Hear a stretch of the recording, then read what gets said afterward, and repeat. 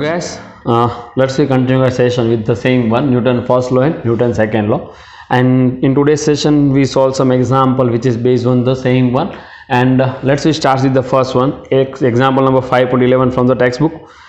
Now what is the statement? A truck starts from rest, मतलब initial velocity is equal to 0, so v naught is equal to 0, and it's accelerate uniformly with the 2 meter per second square. So acceleration is what? 2 meter per second square. So the condition is like this. You consider the truck is somewhere here initially,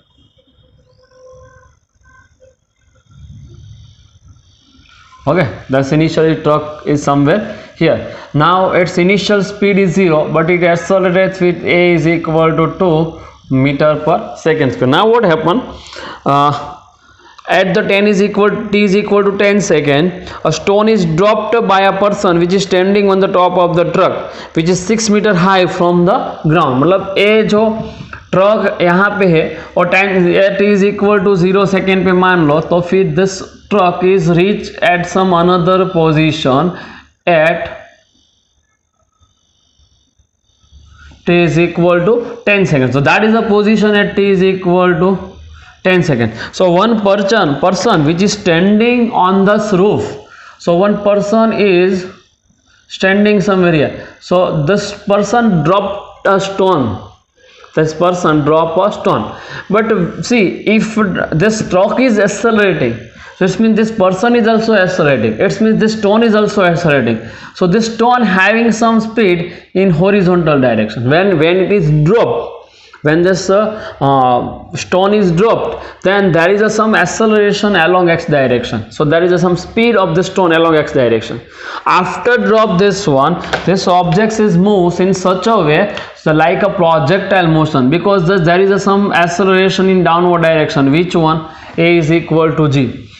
The truck having also some acceleration. See, the truck having some acceleration in along horizontal direction. What is A? Now this stone, when it is dropped, after dropping the stone, there is no any effect of acceleration of truck on the stone. You must be remember. Okay. Now this stone having some horizontal speed.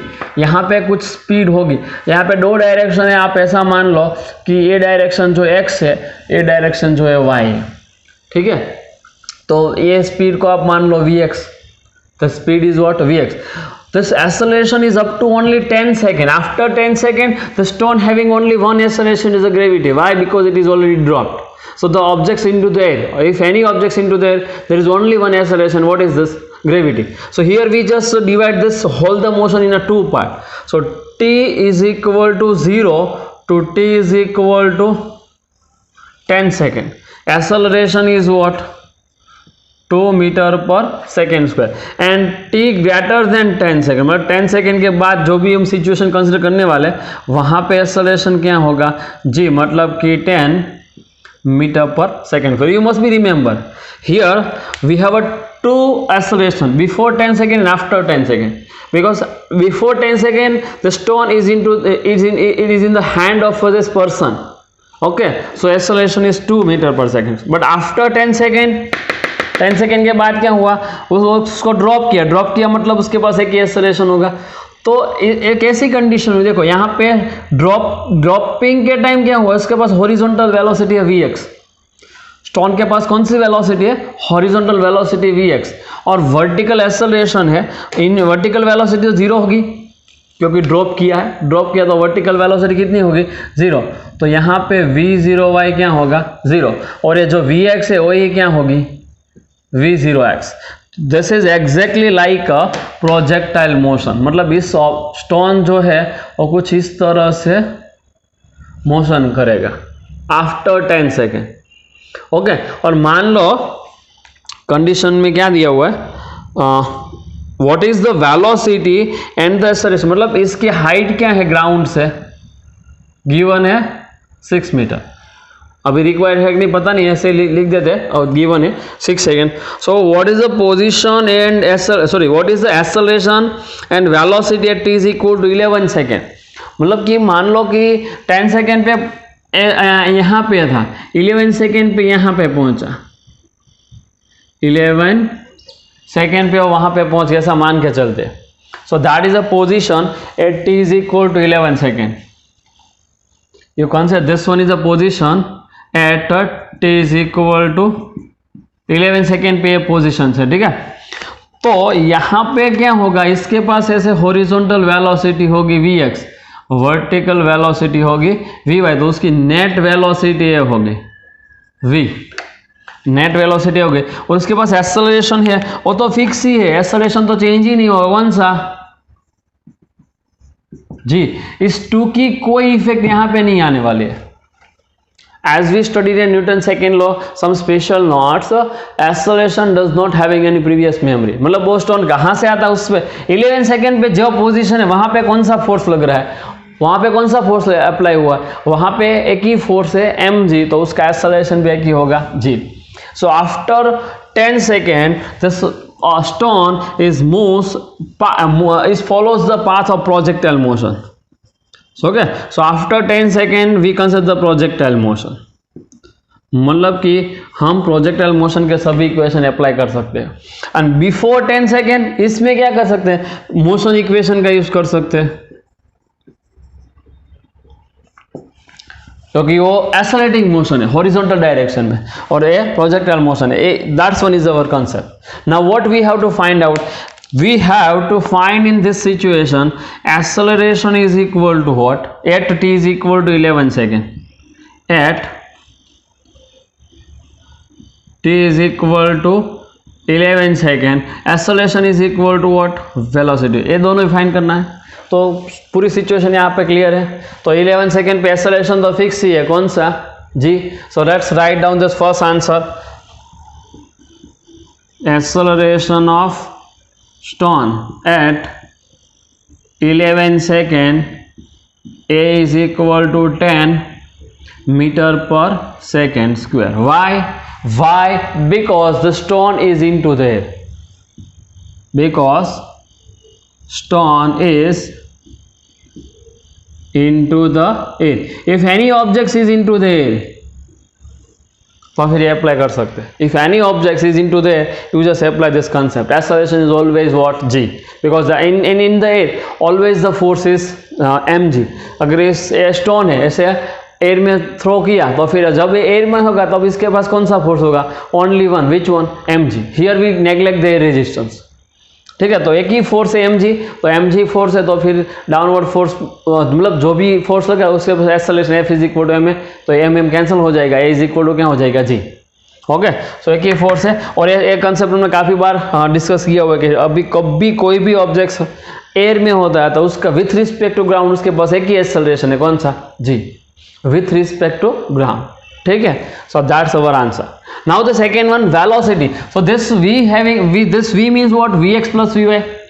Okay, so let's come to the second guess, velocity।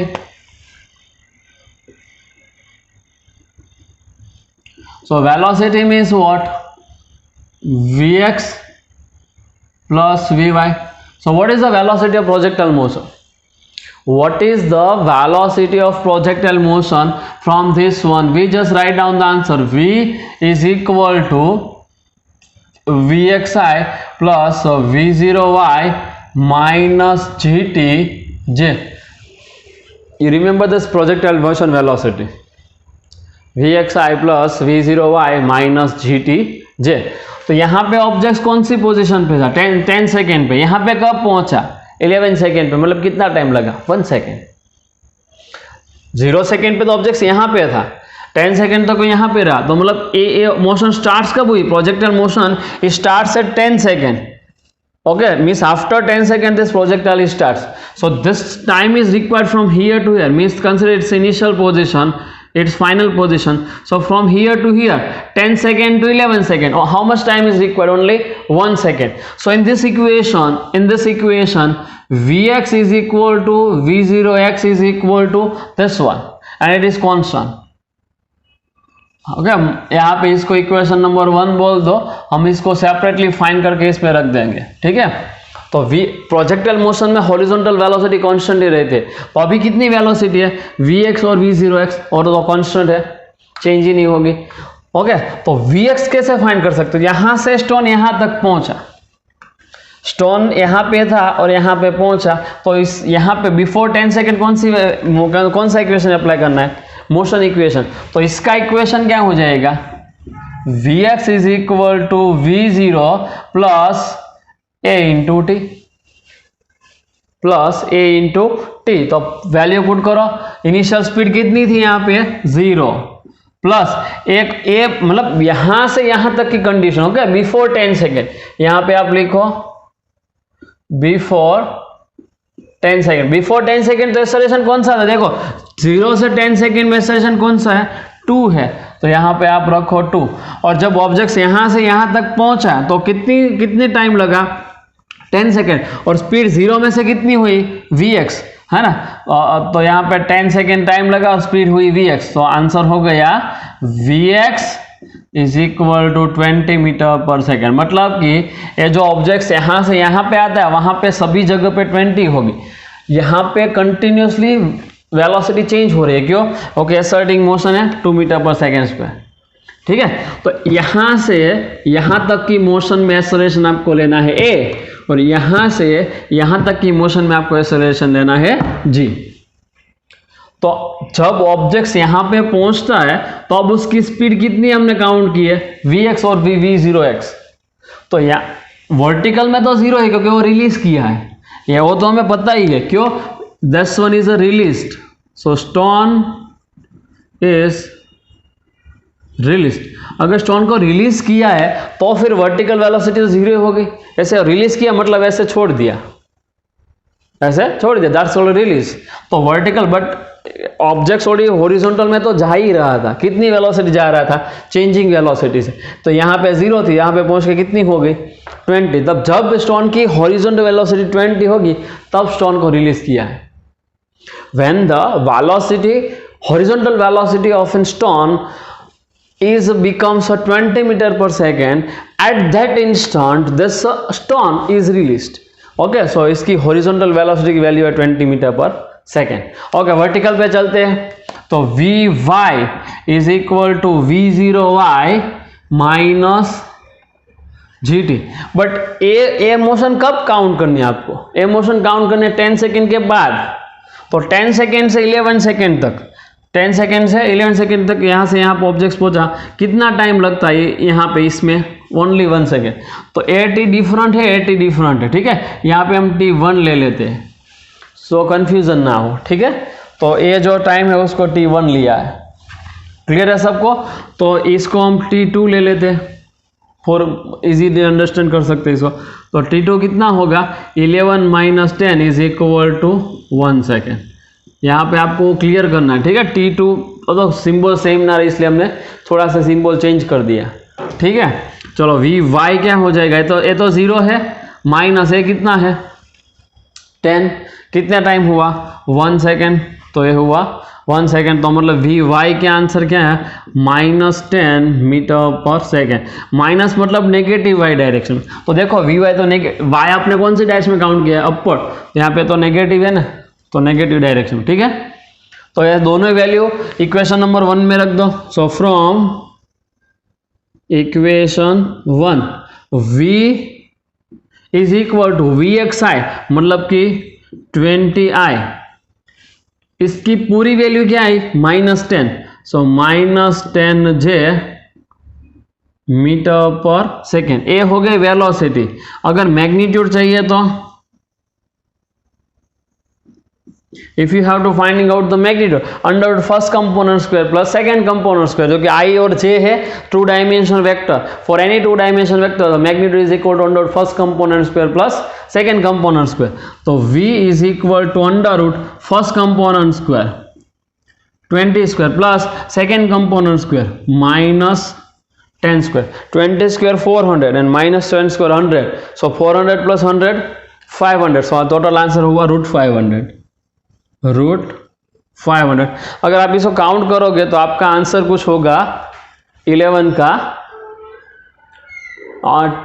22.4, मतलब इसको आप simplify करोगे तो answer मिलेगा 22.4 metre per second, simple. Okay, तो इस तरह से आप एग्जाम्पल को पूरा सॉल्व कर सकते हो। यहाँ पे भी दोनों लास्ट टाइम जैसे हमने देखा था, दो मोशंस की combine this means in this example these two motions are combined. First one is a horizontal acceleration, second one is a vertical acceleration. Last example में जैसा हमने सॉल्व किया था वैसे कुछ एग्जाम्पल है, ठीक है। तो पूरा एग्जाम्पल नोट कर लो। Let's come to the next example. Example number 5.12 from the textbook exercise. A bob of mass 0.1 kg. So mass is what? 0.1 kg is hung from a ceiling of a room by the string of 2 meter long, and it is set into oscillation. So this type of string is given to us, and this bob is connected with the ceiling. So consider it as a ceiling. Okay, length of the string is 2 meter, and thus bob is set into मतलब ये oscillate कर सकता है, ठीक है। Set into oscillation. The speed of the bob at the mean position is 1 metre per second. मतलब यहाँ पे that's called mean position. So what is the speed at this one? It's v is equal to 1 metre per second. यहाँ पे उसकी speed है 1 metre per second. Then what is the trajectory of a Bob? मतलब कि अगर Bob जो है वो किस पाथ पे मूव करेगा of a bob if the string is cut when the bob is at extreme position and bob is at mean position. Okay, that's called a mean position. इसको हम क्या बोलते हैं? mean position. And this bob is actually move along this type of circular path. Okay, now consider this is supposed to be extreme position.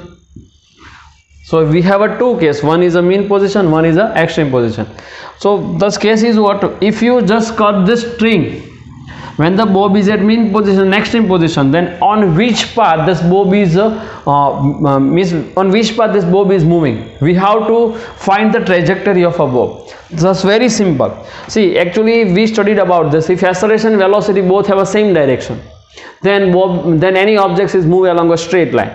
And if both are not in the same direction, then objects is moving along a curve path. Okay, so आपको ये भी notes में लिख ही लेना चाहिए। यहाँ पे भी फिर से एक बार हमने लास्ट सेशन मतलब प्रीवियस सेशंस में प्रीवियस चैप्टर में हमने सॉल्व किया हुआ था। If velocity and acceleration are in same direction then objects moves along straight line. Object straight line में मूव करेगा।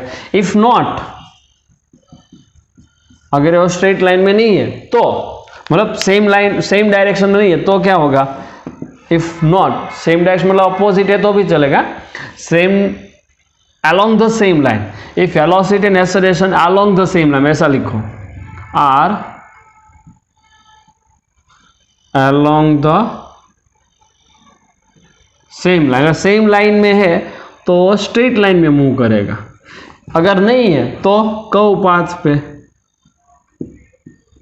तो ऐसा पाथ है, आपको यही थ्योरी इसमें अप्लाई करनी है। अगर आप ऑब्जेक्ट स्ट्रिंग को यहाँ पे कट करते हो, यहाँ पे मतलब मीन पोजीशन पे, then what? See, if you cut this here the velocity is horizontal and acceleration is what? Downward. जी, यहाँ पे कट किया मतलब objects is into the a, if any objects is into their acceleration is equal to g. So in this situation velocity horizontal, acceleration vertical, means both are not in the same direction. This is exactly similar condition of a projectile motion. So this bob, when the string is cut at this position, bob is moves like this, means on a parabolic path. Why parabolic path? Because it is a standard geometry, a standard trajectory of a projectile motion, and this follows the projectile path. Okay, so when the string is cut at the mean position, bob is moves along a parabolic path, and this is a projectile trajectory. Why this projectile trajectory? Because this is exactly similar situation of the projectile is thrown from some height. So this is the motion of a height to ground projectile motion. Okay, so ऐसा ही कुछ है इसमें, velocity इस direction में, acceleration इस direction में, तो ऐसा कुछ मूव होगा। यहाँ पे चलते एक्सट्रीम पोजीशन पे। एक्सट्रीम पोजीशन पे वेलोसिटी जीरो होगी। एक्सट्रीम पोजीशन पे बॉब की वेलोसिटी जीरो होगी, और आपने स्ट्रिंग को कट किया, एक्सेलरेशन तो कहाँ पे होगा?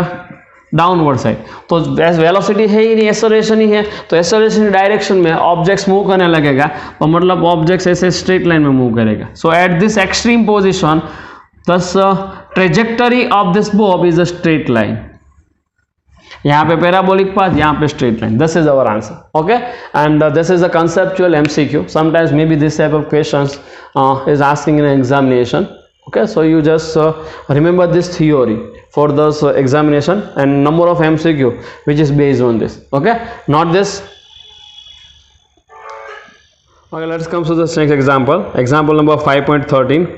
A man of mass 70 kg. So this let's we write the data. M is equal to 70 kg. It stands on a weighing machine scale which is inside the lift. Okay, and lift is moving actually. So there is a 4 cases are given to us: upward with a uniform speed, downward with a uniform acceleration, upward with a uniform acceleration. Okay, so it means different cases given to us. So first you understand what the weighing machine is measure. So here you write this note first, then after we solve this example.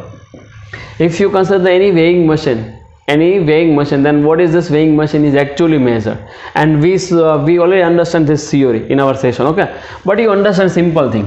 If consider this is the weighing machine,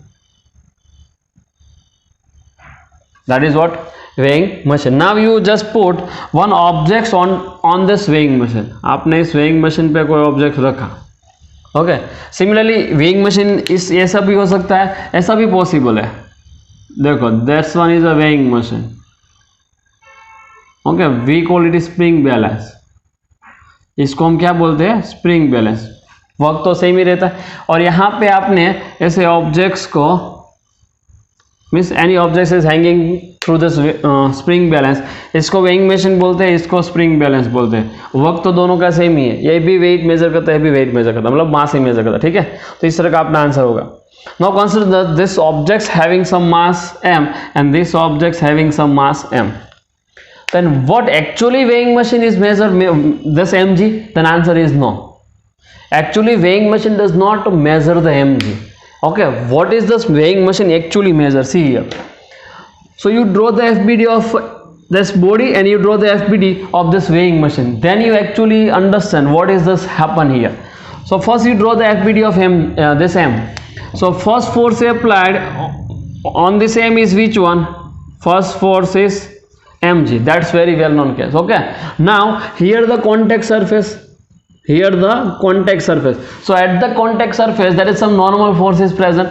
So on the body normal force is in upward direction at the contact surface, and on the body, sorry, on the weighing machine normal force is in a downward direction. See, do you understand? Now you draw the separate FBD. You draw the separate FBD. So एक body है m mass की, उसका FBD आप बनाओगे. So downward mg, upward and weighing machine का अगर आपने FBD बनाया, मैं यहाँ पे कॉन्टेक्ट सरफेस नहीं लेता क्योंकि वहाँ पे तो वो स्ट्रेस सरफेस होगी, तो वहाँ पे तो फोर्स 0 हो जाएगा. आप जो उसके ऊपर लगता है वही उसको ही ध्यान में रखो. तो यहाँ पे कौन सा फोर्स लग रहा है? n. So actually weighing machine measure the n. See, actually weighing machine does not measure the mg. Actually weighing machine measure the m. But we consider generally n is equal to mg. Why? Because in our cases, wherever you see this weighing machine in any grocery shop or anywhere, then everywhere this objects, this weighing machine is at rest. वहाँ पे वो rest पे, इसलिए हम क्या करते हैं, उसको हम ऐसे डायरेक्टली ऐसे बोलते हैं कि इसका मास इतना है, इसका मास इतना है, 1 kg, 2 kg, 3 kg like this. But actually weighing machine is major this normal force. ठीक है, अगर ये मूव कर रहा है तो फिर नॉर्मल फोर्स mg सेम नहीं होगा. वो तो हमें पता ही अपवर्ड डाउनवर्ड एक्सेलरेशन है, तो n और mg डिफरेंट होते हैं.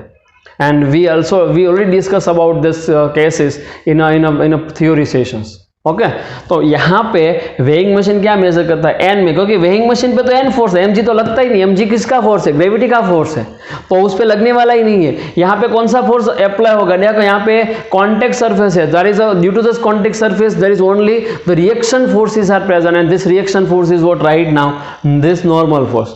सो weighing machine is actually measure this normal force means the reaction force. What is this actually weighing machine is measured? Normal force or we call it is a reaction force, not mg. You must be remember.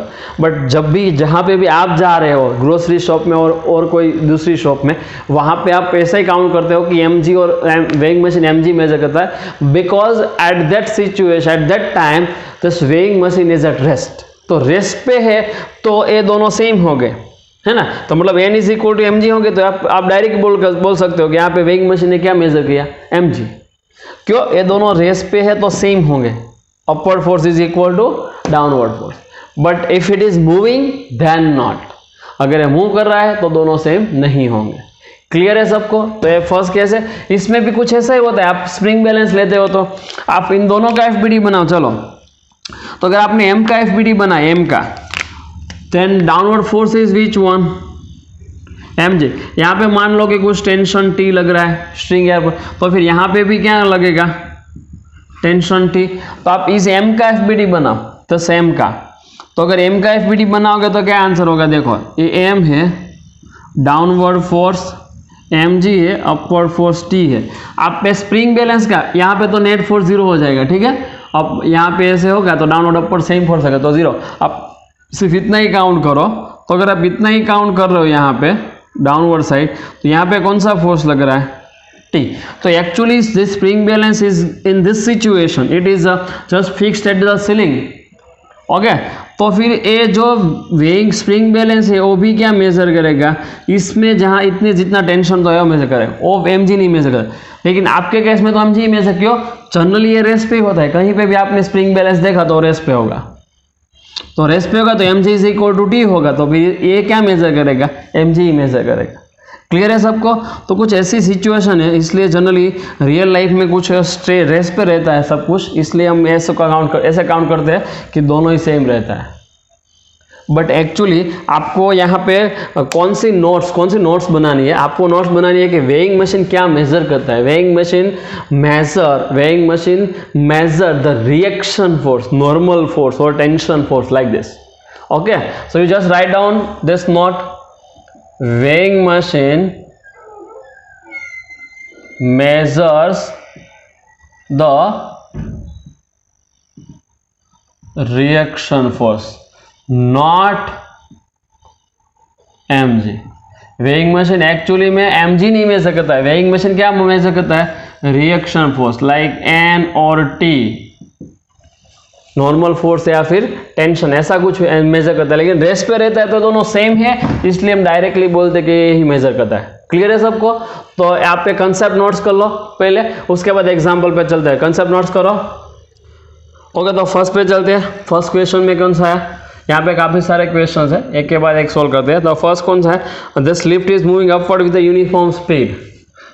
तो lift मान लो यहाँ पे weighing machine है, यहाँ पे ऐसे person है। अगर ये moving with v is equal to constant, अगर v is equal to constant है तो फिर अगेन एफ नेट तो जीरो ही रहेगा, as we discuss in our case. You just go through the theory session, the motion of a lift, अब उसमें जाना है, इसमें सभी केस डिस्कस किए। तो इस केस में क्या होगा, तो weight W is equal to N is equal to mg, सब सेम हो जाएगा। ठीक है, तो आप M70 है, यहाँ पे रख दो 700 न्यूटन, 700 न्यूटन और 70 kg। मतलब जिसमें आंसर दिया हुआ टेक्स्ट बुक में वो देख लेना। kg में है तो आपको 70 kg रखना है, न्यूटन में है तो 700 न्यूटन रखना है, और g इज इक्वल टू 9.8 ले आप कंसिडर करते हो तो उस हिसाब से आप कैलकुलेट कर लेना। ठीक है, लेकिन इक्वेशन तो यही रहेगा। सेकेंड केस पे चलते हैं। What is the second case? The lift is moving downward with acceleration 5 metre per second. तो मतलब ऐसी कुछ सिचुएशन है, देखो this is the weighing machine, यहाँ पे पर्सन रेस पे, lift moving downward with acceleration है। तो यहाँ पे वेट क्या होगा, What is this weight here? W is equal to फिर से n ही होगा। इसका आंसर आता है mg minus m है। We already derived this equation. When the lift is moving downward with acceleration a, then the normal force is given by mg minus m है। अगर आप इसका FBD बना के आप सॉल्व करोगे तो यही आंसर रहेगा, और FBD हमने ऑलरेडी बनाया हुआ ही है। Okay, we already discuss about this case. So यहाँ पे आंसर हो गया mg माइनस एम ए. उसके बाद लेते हैं सी में क्या है देखो, दस lift is moving upward with acceleration 5. तो इसमें मतलब एक्सेलरेशन कितना है 5 मीटर पर सेकेंड, इसमें भी यही है. ठीक है, तो अगर ए केस काउंट करते हो तो ए वेइंग मशीन है, यहाँ पे पर्सन ऐसे रेस्ट है और लिफ्ट अपवर्ड जा रही है. तो इसमें अगर आपने वेट काउंट किया, you just count the weight in this question, W is equal to N is equal to mg plus ma. इसका भी इक्वेशन लिखा हुआ है. If the lift is moving upward with acceleration है, then the normal force is given by this, and normal force is equal to weight, as we know. Normal force is equal to what? Weight. And the last one D. What is this? What would be the reading if the lift mechanism is failed and it is halted down freely under gravity? That's very good question. See, अगर ये lift है, ठीक है, और इसका mechanism मतलब खराब, मतलब आप ऐसा मान लो कि वायर जो है ब्रेक हो गया. So this situation is like this. यहाँ पे वेइंग मशीन है and this person is standing here. Now the lift is freely fall under the gravity. तो freely fall under the gravity मतलब उसका एक्सेलरेशन कितना हो गया G, what is the acceleration G. And यहाँ पे नॉर्मल फोर्स अगर आप काउंट करोगे तो फिर weight N is equal to mg minus M A. यही है ना, डाउनवर्ड एक्सेलरेशन के लिए आपको क्या रखना है mg माइनस एम ए. लेकिन अगर फ्रीली फॉल केस है, if this cable is supposed to be break, मतलब lift mechanism is supposed to be fail, then this lift is moving downward side under the free fall condition. So अगर free fall condition है तो फिर acceleration क्या रहता है जी. तो यहाँ पे एक्सेलरेशन की जगह पे g रख दो तो आंसर होगा mg minus mg. So in this case w is equal to n is equal to 0. मतलब कि रीडिंग ऑफ दिस वेट बेलिंग मशीन 0. इस वेट बेलिंग मशीन का रीडिंग क्या हो जाएगा 0. ठीक है, सो यही ऐसा ही कुछ क्वेश्चंस है. एक एग्जांपल आपको इस तरह का बता देता हूँ कि इस तरह की कंडीशन कहाँ पे होती है. मतलब आपने कभी राइड्स में बैठे होंगे मे बी, तो राइड्स में ऐसे राइड्स आते हैं, वैसे ऊपर जाती है एकदम से नीचे आती है, फिर से ऊपर जाती है एकदम से नीचे. मतलब जब इस टाइप का केस होता है तो आपका कॉन्टेक्ट जो चेयर में आप बैठे उसके साथ निकल जाता है, उसके साथ आपका कांटेक्ट नहीं रहता है. तो वहाँ अगर ऐसी कोई सिचुएशन तो कांटेक्ट ही नहीं रहेगा. कांटेक्ट नहीं रहेगा तो फिर नॉर्मल फोर्स भी क्या हो जाएगा 0. मतलब आप जिस चेयर में बैठे हो उसके ऊपर का और आपका कोई कांटेक्ट नहीं रहेगा. तो कांटेक्ट नहीं है तो मतलब वहाँ पे नॉर्मल फोर्स नहीं लगेगा. जो मतलब ऐसे सीटिंग में हो तो फिर नॉर्मल. लेकिन ये जो राइड्स आती है ऐसे मतलब एकदम स्पीड में ऐसे नीचे आती है इंस्टेंटली, तो उस केस में कुछ ऐसी ही कंडीशन होते हैं. ठीक है, तो फिर इस टाइप के जो भी केस है उसमें नॉर्मल फोर्स क्या होगा 0. तो इस तरह का उसका आंसर देने. यहाँ पे एक एफबीडी कोई भी मैं बना देता हूँ, बाकी के एफबीडी आप एक बार फिर से और थ्योरी सेशन में देख लेना. ठीक है, तो इसका अगर एफबीडी आपने बनाया तो यह पर्सन है, पर्सन पे नीचे की फोर्स कौन सा फोर्स लगेगा n, ऊपर कौन सा फोर्स लगेगा n. ठीक है, और फिर वेइंग मशीन पे कौन सा फोर्स लगेगा डाउनवर्ड n. ऐसा होगा वेइंग मशीन, ऐसी सिचुएशन होगी. और ये पूरी सिस्टम कहाँ पे जा रही है नीचे, कितने से a से. तो आप इसमें न्यूटन सेकेंड लॉ अप्लाई करो. चलो, तो न्यूटन सेकेंड लॉ, मैंने आंसर तो लिखी दी है लेकिन किसी इक्वेशन था वही बता रहा हूँ. ठीक है, तो इसमें अगर न्यूटन सेकेंड लॉ अप्लाई किया तो force in the direction of acceleration minus opposite direction of acceleration, तो mg minus n is equal to m है. तो इसमें से n क्या होगा, n is equal to mg minus m है. ठीक है, उसी तरह ये आंसर रहेगा, उसी तरह ये आंसर रहेगा. तो पूरा एग्जाम्पल नोट कर लो. Okay guys, let's come to the next example. Example number 5.14 from the textbook. What is the problem statement? In the figure, this type of in the problem statement, this graph is given to us, and this graph is given for a objects having a mass is equal to what 4 kg. Now what is this question? Force on the particle before 0 second, after 4 second, and 0 second to 4 second. मतलब first question है. What is this first question? Force on the particle, force is equal to what? यहाँ पे time भी दी हुई है t less than 0 second है, t greater than 4 second है, t greater than 4 second है, एंड थर्ड टाइम है 0 to 4 second, 0 less than t less than 4 second. इस 3 टाइम इंटरवल में आपको फाइंड करना है force. That is our first question. Second question is what? Second question is impulse at t is equal to 0 second and 4 second. यहाँ पे लिखा है कि 1 डायमेंशनल मोशन ही कंसिडर करने हैं। सो सेकेंड क्वेश्चन यहाँ पे रखते हैं। चलो, सो सेकेंड क्वेश्चन, इम्पल्स मतलब j is equal to what at t is equal to 0 second and t is equal to 4 second. तो ये दोनों इक्वेशन से हमें फाइंड करना है। वेरी सिंपल है। देखो, we have to solve out both this problem very easily. Here this graph is given to us. This graph is given with the x versus t. If the x versus t graph is given to us, then what we are consider here actually. So if you consider less than 0, greater than 0 and between 0, so less than 0 means this time. Less than 0 मतलब negative time का meaning क्या है? Last session में हमने देखा ही था। Negative time means what? Whenever you consider the t is equal to 0 second before it. Okay, मतलब आपने t is equal to 0 12 o'clock को लिया हुआ है, तो फिर before 12 o'clock this all this time is considered as a negative time. Okay, negative का meaning कुछ ऐसा है, मतलब 11:30 आप काउंट करते हो तो 11:30 12 से पहले आता है, उसको हाफ एन आवर नेगेटिव बोलना है। और 12:30 आप काउंट करते हो तो फिर हाफ एन आवर पॉजिटिव बोलना है। Exactly like this. So here and here. So x versus T graph, तो हॉरिजॉन्टल लाइन मतलब स्लोप 0, यहाँ पे स्लोप 0 बोल सकते हैं। तो इसकी वेलोसिटी कितनी है? 0। अगर वेलोसिटी 0 मतलब ऑब्जेक्ट कैसा है? रेस्ट पे। ग्रेटर देन 0 4 सेकेंड है, तो मतलब यहाँ पे भी हॉरिजॉन्टल स्ट्रेट लाइन, तो स्लोप 0 मतलब एक्स वर्सेस टी ग्राफ की वेलोसिटी, स्लोप मतलब वेलोसिटी। सो वेलोसिटी फिर से यहाँ पे 0। वेलोसिटी 0 मतलब ऑब्जेक्ट कैसा है? रेस्ट पे। तो यहाँ पे भी ऑब्जेक्ट रेस्ट पे है, यहाँ पे भी ऑब्जेक्ट रेस्ट पे है। Now 0 to 4 second third time interval. If you consider 0 to 4 second, then it is a straight line. Straight line मतलब वेलोसिटी कैसी होगी? कांस्टेंट। अगर वेलोसिटी कांस्टेंट है तो फिर एक्सेलरेशन 0 होगा, as we know. If the velocity of the any object is constant, this meaning is what? Acceleration is equal to 0। So this 3 cases are given to us. So objects rest पे है यहाँ पे, here object is at rest, यहाँ पे भी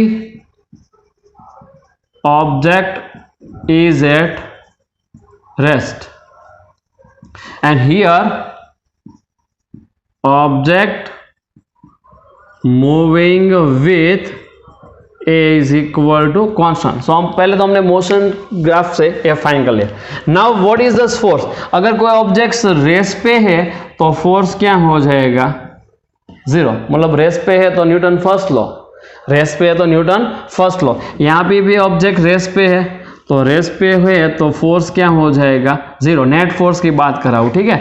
और उस पर अगर फोर्स हो गए, लेकिन देखो यहाँ पे इस पेन पे अगर फोर्स है इस साइड 2 न्यूटन, इस साइड 2 न्यूटन, तो नेट फोर्स तो लग रहा है लेकिन अपोजिट 2 न्यूटन है, तो नेट फोर्स कितना हो जाएगा?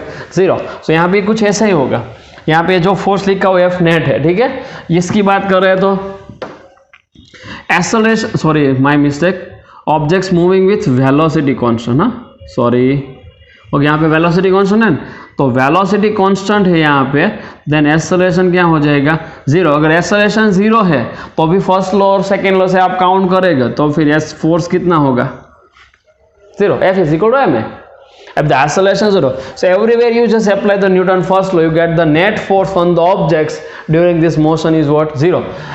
Here and here.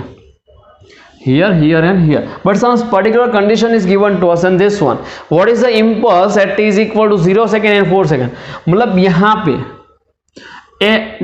पे 0 second and 4 second, तो 4 second तो यही हुआ। तो सभी जगह पे वेलोसिटी फाइंड कर लो। यहाँ पे तो वेलोसिटी 0 है, यहाँ पे भी वेलोसिटी 0 है, यहाँ पे वेलोसिटी 0 नहीं है, यहाँ पे वेलोसिटी कांस्टेंट है। कितनी है? कांस्टेंट है, तो चलो लिख देते हैं यहाँ पे। So velocity means the slope of line.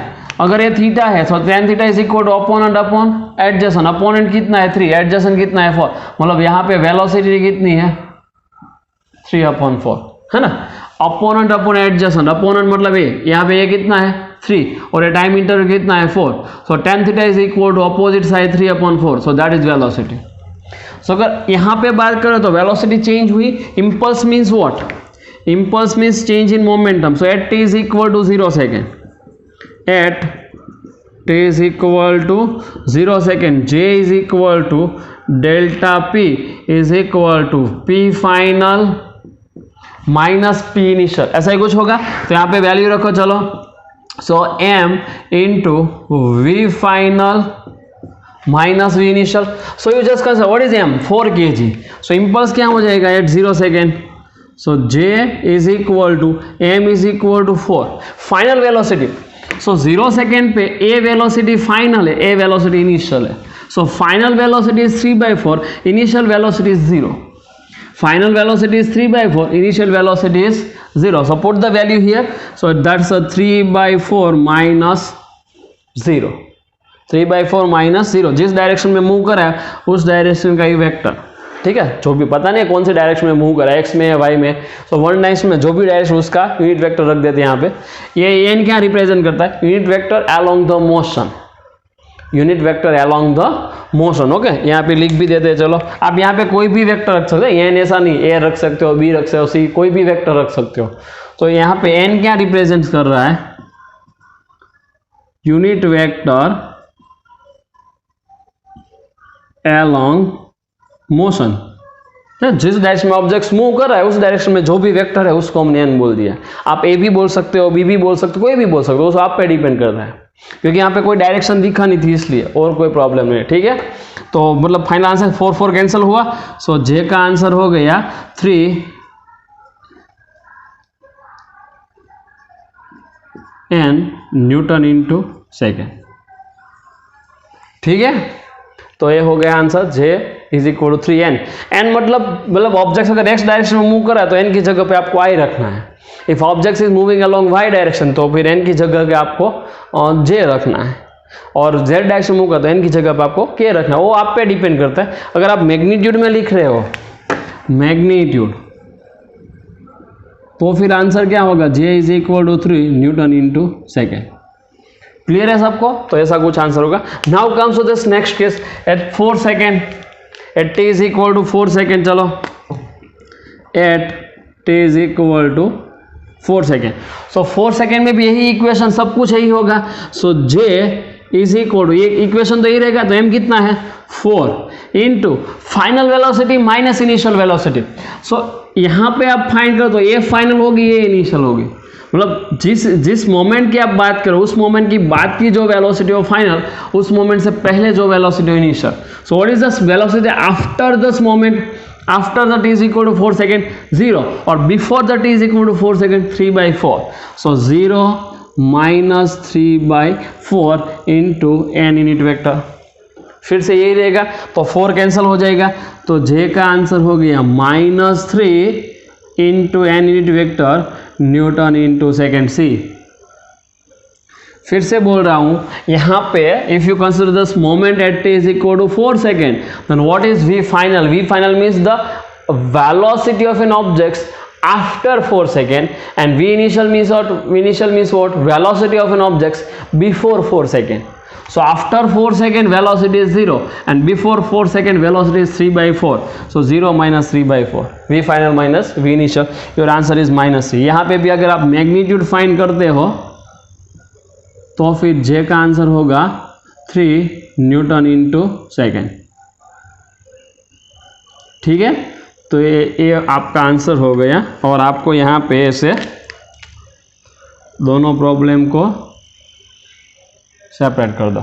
चलो पता चला कैसे करना है, तो आप इसी इक्वेशन का यूज़ कर से दोनों ही फाइंड कर सकते हो, लेकिन आपको इसमें याद क्या रखना है कि फाइनल वेलोसिटी क्या है, इनिशियल वेलोसिटी क्या है।